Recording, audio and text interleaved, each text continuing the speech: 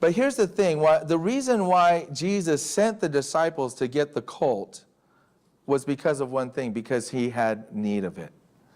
He had need of it. Jesus had need of it. And here's what I want us to understand today.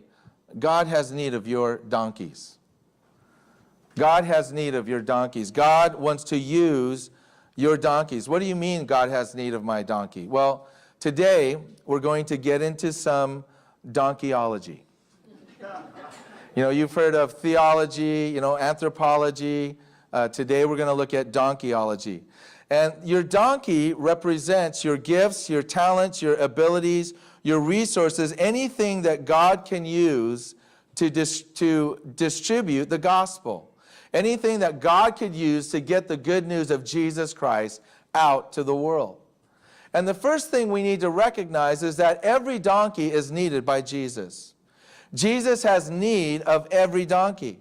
Jesus tells the disciples, I have need of someone's donkey because I need to get to Jerusalem.